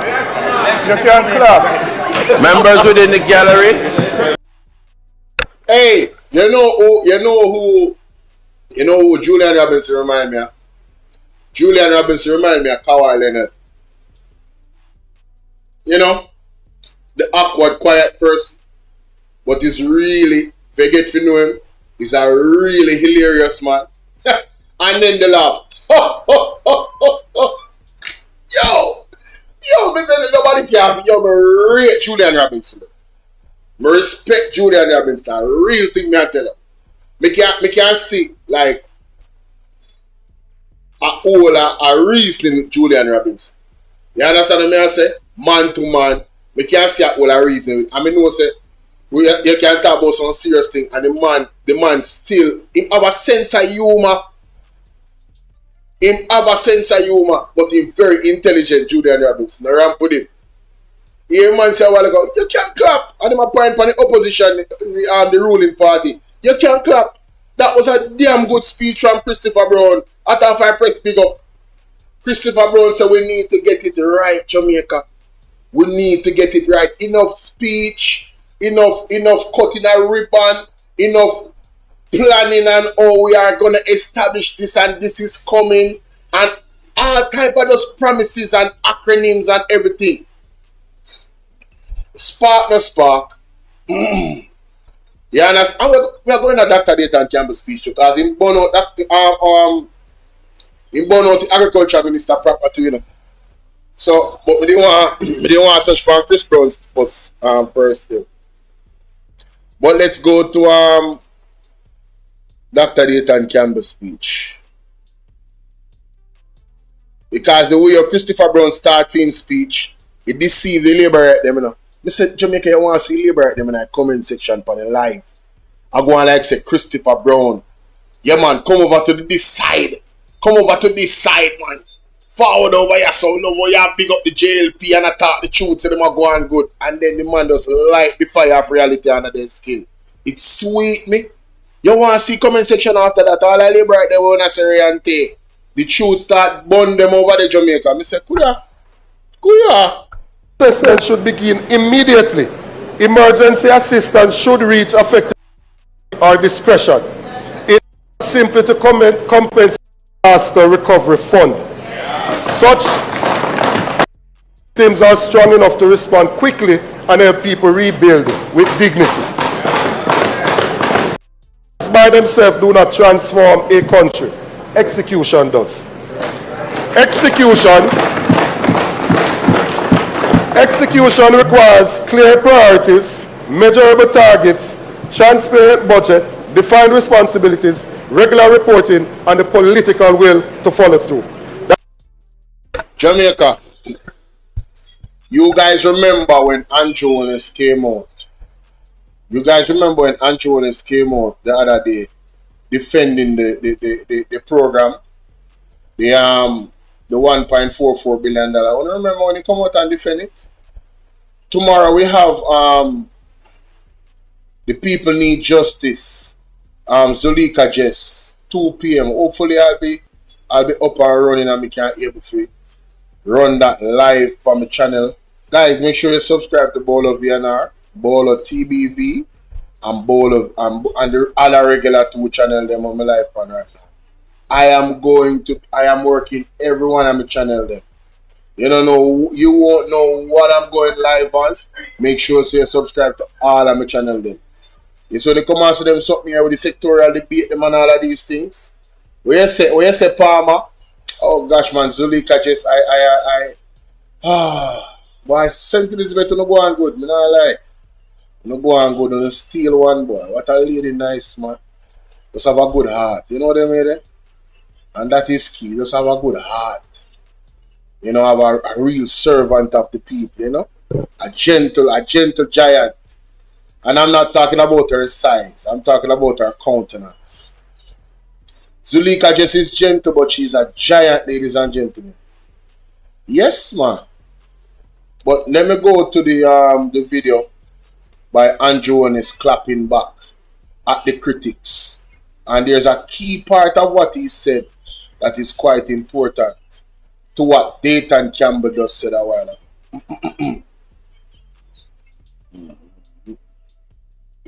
When was it?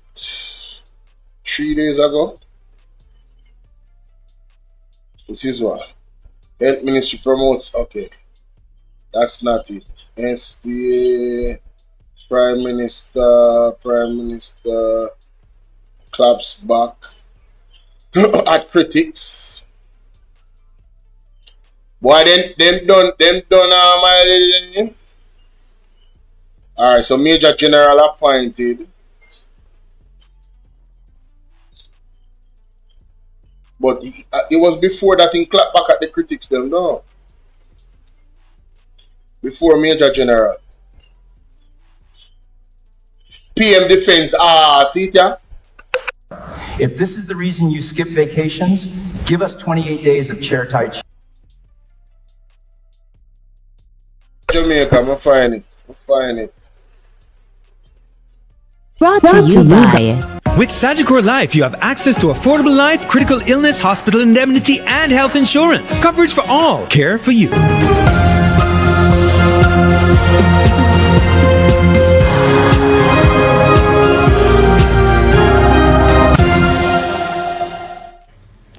Welcome back to Primetime News and a special welcome to viewers on OneSpotMedia.com as well as TVJ International in the Cayman Islands. The government is being strategic. That defense from Prime Minister Dr. Andrew Holness this evening amidst public backlash over news that his administration is yet to spend over $1 billion in hurricane relief funds. The Prime Minister also announced that the money will be used to buy prefabricated containers for those left homeless by the storm. He was speaking today at a National Labor Day project in St. Elizabeth. Jamila Maitland reports. The Auditor General come out and said, well, the money is there, but they didn't spend it fast enough. You see the context now? The money was stolen. The money is there. Prime Minister Dr. Andrew Holness at the Lewistown Early Childhood Institution in St. Elizabeth, one of the National Labor Day projects. But he also labored on another issue, the $1.4 billion in relief funds donated for victims of Hurricane Melissa. Dr. Holness says the funds will be used to help those left homeless by the hurricane. The government of China has given us some. The Ministry of Housing has purchased some, and I believe it's the Red Cross that is giving us some as well. So we may get up to about 3,000 units, these modular units. And we are building a small community in Westmoreland to facilitate those persons who were being housed at the Petersfield shelter. 2,500 prefabricated container homes will be purchased. He says 900 of them are already in Jamaica and many beneficiaries have already been selected. In defending his government's management of relief efforts, Dr. Holness outlined the strategy. So the funding that is donated will be used to support the establishment of the bases. Because the people who are going to get them, can they build the base themselves? No! So isn't that the best use of the money? Yes. That it is there, will last them for 10, 15 years, other than to just go spend it out and then you don't know where it went or what benefit it gave. Andrew wanna tell for himself, you know. What you mean you spend it out and you don't know where it went? Let's continue. Being strategic. Think, Jamaica, think. But according to the Auditor General's report, there was no expenditure drafted or otherwise provided for what the government planned to do with the money. At least none that was provided to the auditing team at the time in February 2026. Dr. Holness now says the audit was done before a decision was made. So when this audit came out, we had already taken that decision, but the performance audit, the real-time audit, didn't take the policy directive that was given into account. It just made a statement which you all took. Government wasn't being inefficient. The government was being very strategic and very efficient. The Prime Minister was unable to say when the new homes will be ready, adding that it will take some time. Therein lies the problem, ladies and gentlemen. Therein lies the problem. This is what the PMP is challenging the government on. He said all of that about efficiency and all of these things. But you can't give us a timeline when the houses will be ready. It's going to take some time. The people don't have some time. Poor governance. But you guys chose Jamaica. I know the cap fit wear it. You guys chose Jamaica, you know. And because you think that, you know, a lot of you, some of you dirty laborites, and I'm talking about the ones that are dirty. I'm not saying all laborites are dirty. I'm talking about the ones that think in this way. The ones that think that, oh, it's the St. Elizabeth people them are suffer, and is the Westmoreland people them are suffer, and the Hanover people them, and most of those persons in those areas that got damaged voted for the PMP, so them to suffer. You dirty laborite, you hungry belly laborite. You see, you better repent here. If you don't have that mentality, you better repent, because I'm telling you, hardship will reach you even tenfold.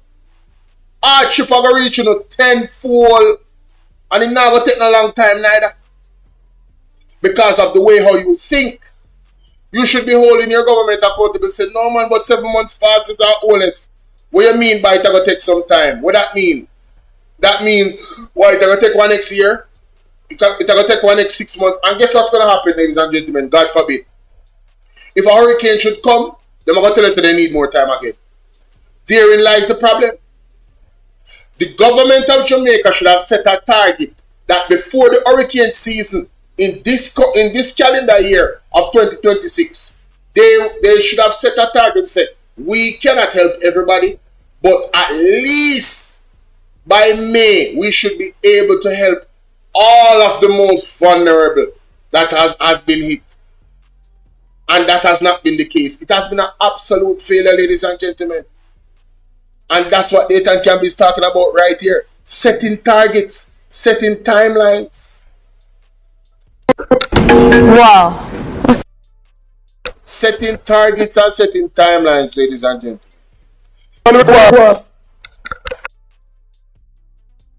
As clear danger is that the National Agricultural Development Plan becomes another document that accurately identifies problems but fails to meaningfully deliver change. Plans by themselves do not transform a country. Execution does. Execution requires clear priorities, measurable targets, transparent budget, defined responsibilities, regular reporting, and the political will to follow through. And the timeline. It needs a timeline. If you don't have a timeline, you're wasting your time. Anything that the government have planned, they have to say, you know, by this time we're going to get it done. And let me ask you guys a question. Let's be honest. What has been the track record of the Jamaica Labour Party where this is concerned? What has been the track record? They are the make excuses government. They make excuses long so. I don't know how them do it. Them skill. And it's like their excuse limit. There's none. It's a revolving circle of excuse. First they blame the pandemic when other countries all around the world grew their economy in the pandemic. But and I'm talking about those that have similar GDP as Jamaica and similar circumstances, like right here in the Caribbean. In case anybody gonna say, but oh, if you compare Jamaica to America, no, we are not. Look at the countries that align with them. And look what they did in the pandemic and how they grew. Why is it that this government does not either one have the capacity to do so or chooses not to? Because it has to be two things. It has to be either of two things, you know. There's no other way to go when you look at it. Because it clearly see it can be done. Why aren't you doing it? You just chose to just destroy the country. That's it. That's what they chose. Choose Jamaica. That is why I call for a public implementation framework to be attached to the plan. One that identifies priority project, timelines, funding sources, implementing agencies, and measurable outcomes. The Jamaican people deserve to know not only what is proposed, but how success will be measured and when results can be expected. Madam Speaker, Hurricane Melissa exposed serious weaknesses in the way we protect and support the people who feed this country. I witnessed the devastation in eastern Westmoreland. I met farmers who saw months of labor destroyed overnight. I spoke to fishers who lost boats, engine, traps, and equipment. I saw families wondering how they would recover and whether they could afford to start again. Behind every damaged farm is a family. Behind every destroyed boat is a livelihood. And behind every statistic is a human story.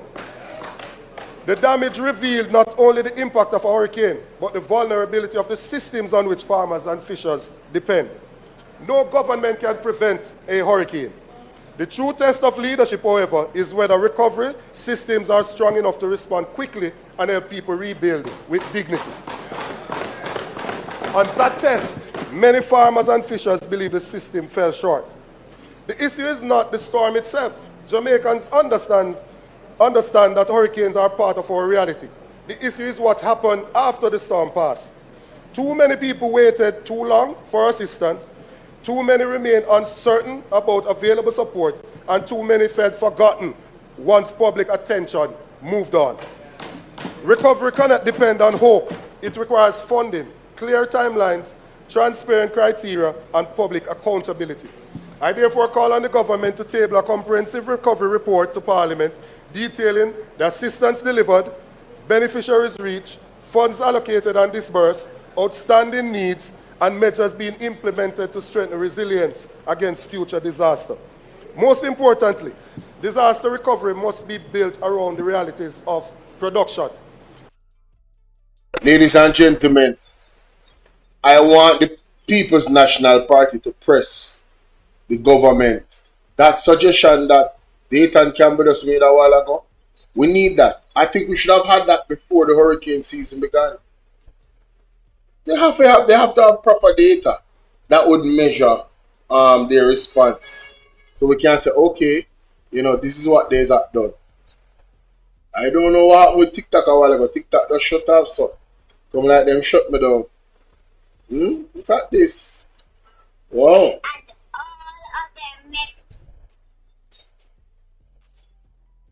TikTok shut me down, sir.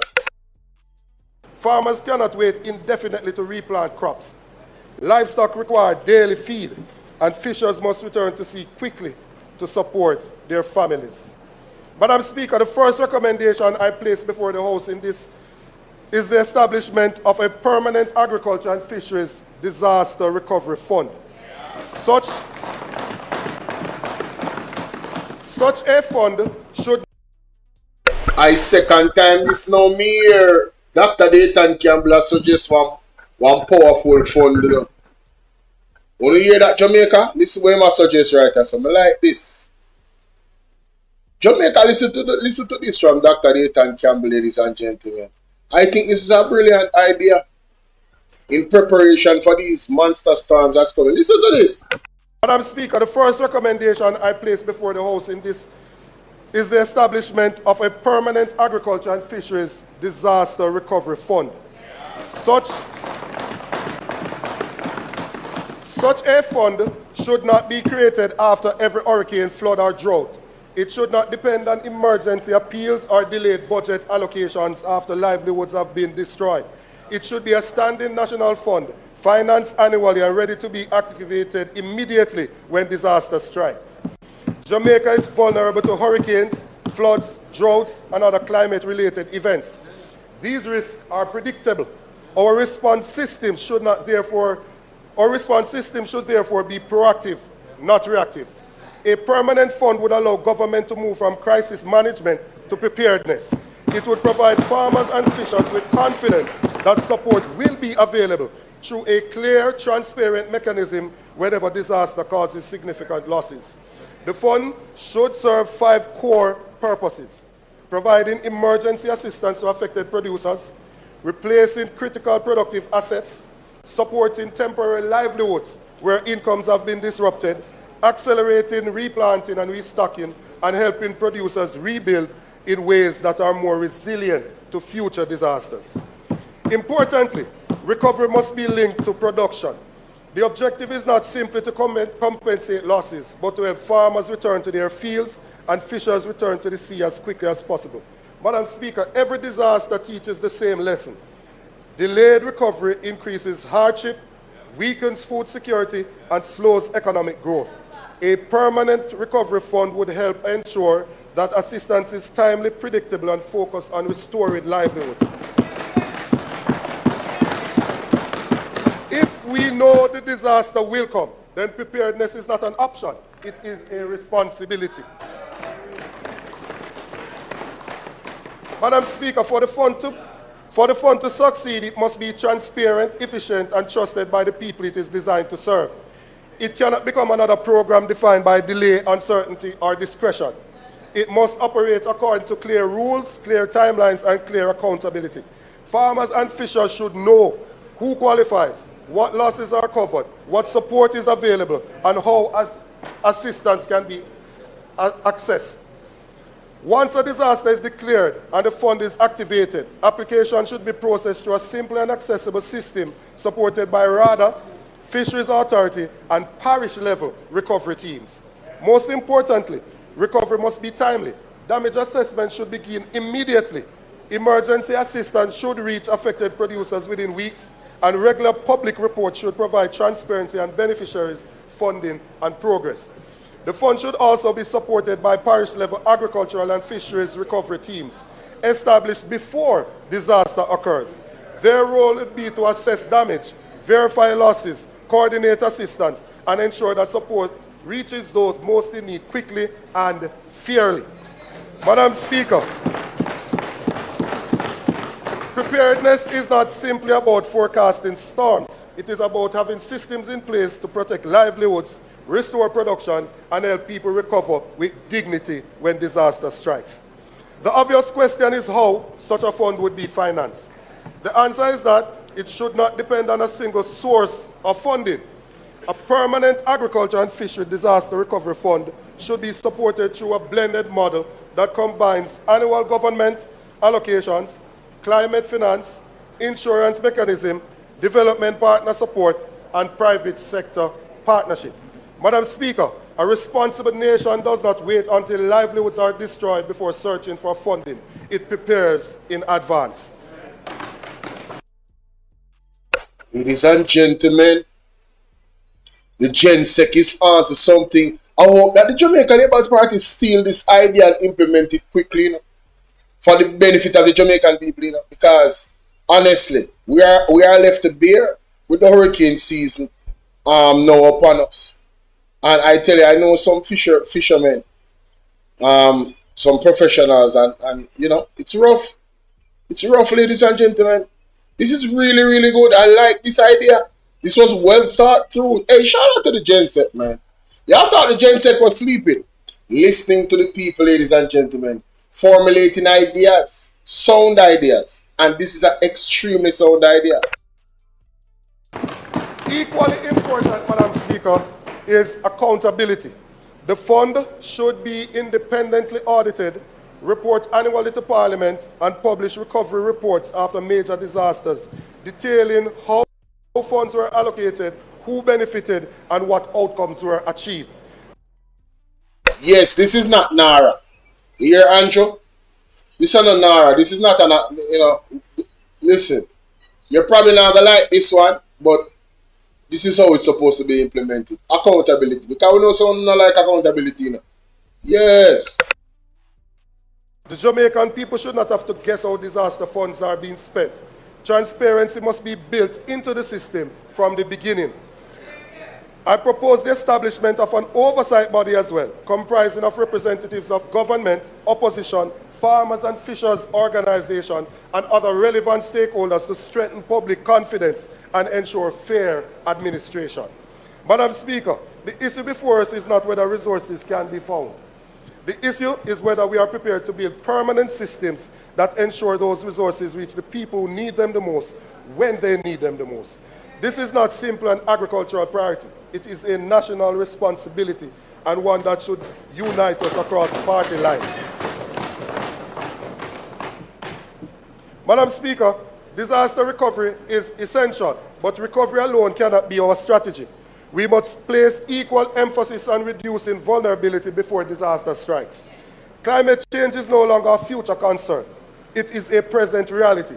Farmers are facing longer droughts, more intense hurricanes, irregular rainfall, flooding, heat stress, and increased pest pressures. Fishers are confronting changing marine conditions and increasingly dangerous seas. The question is whether we are doing enough to help them adapt. Serious resilience program must include expanded irrigation, water harvesting system, protected agriculture, drought-resistant crops, improved drainage, hurricane-resistant infrastructure, coastal protection, and modern early warning systems. So, this part of the speech I highlight because I really want to hear from the people. Listening to Dr. Dayton Campbell's suggestion about that fund. Let me know your thoughts in the comment section, ladies and gentlemen. I personally think it's an excellent one. And the more I think about it, the more I'm liking it. I'm actually loving it. Let me know what you think. Now my side. I'm not OD now because I fall back later. And I've been here for 2 hours. So I want to thank those that are pulled up and supported. For the people on TikTok, trust me, you need to go and subscribe to my YouTube page. The link is in my bio. If you enjoy and you appreciate these conversations that I do have about what's actually going on. And there's a lot going on, so there's always a lot of things to focus on. And later on, I'll be back. I am going to try and get that FLA report so we can peruse it and go through it. All right, my people. God bless you. Word is love. I'm out. Peace.